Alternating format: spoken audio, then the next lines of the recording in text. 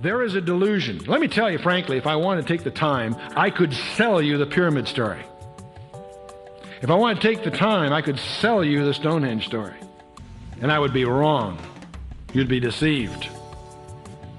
Somebody will come along with much better capability than I have and sell everyone a story that's even more convincing, more preposterous than what we've touched on tonight. Turn to Matthew 24. Four disciples come to Jesus privately for a secret briefing, or private briefing on the second coming. And he gives them the famous two-chapter answer, Matthew 24 and 25. But all I want right now is verse 24 of Matthew 24. That's all we have time for.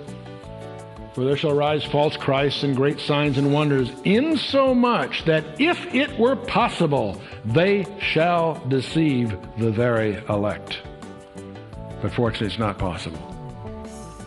There is a lie coming, and it's going to be more preposterous than the theory of evolution popularized by Charles Darwin.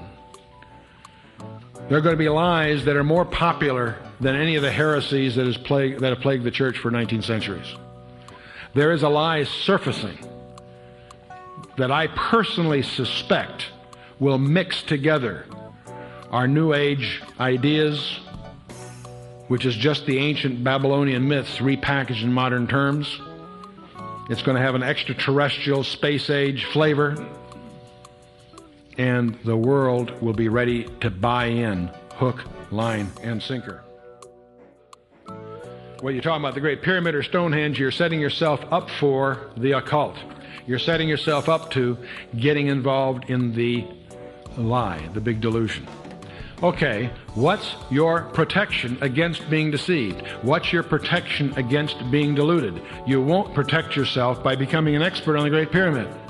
You won't protect yourself by becoming an expert on Stonehenge or the Freemasons or the Great Seal of the United States or the Illuminati or the Council for Foreign Relations or the Trilateral Commission or any of that stuff. No way.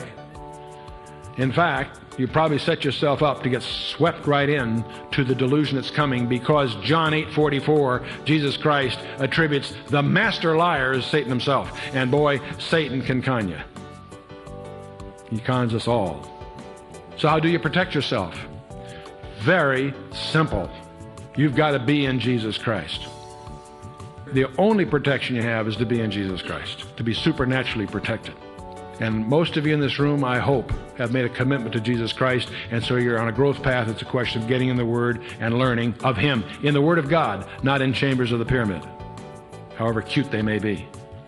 If there's anyone in this room who has not committed themselves to the person of Jesus Christ, you are in incredible jeopardy. You are in jeopardy not just because you're setting yourself up to be deceived by the so-called wisdom of this world, by the occult, by the nonsense that will be perpetrated as the latest scientific thinking. You're in even greater jeopardy than that. God has a destiny for you that is so fantastic that there's no way you can qualify for it. But not to worry. He's paid the price, He's taken care of it, and it's available for the asking. God just will not tolerate the insult of your trying to earn it, because there's no way you can. It's a gift, and He insists that it be grace. If you add something to its wages, not grace. So the destiny, the grand adventure that God has for you is available for the asking. But the name of the game is to ask for it, to commit yourself to Him, let Him handle it. He can handle the liar. He can handle the delusion, because He saw it to it on a cross 1900 years ago. The battle is won. The real question is which side you're going to be on.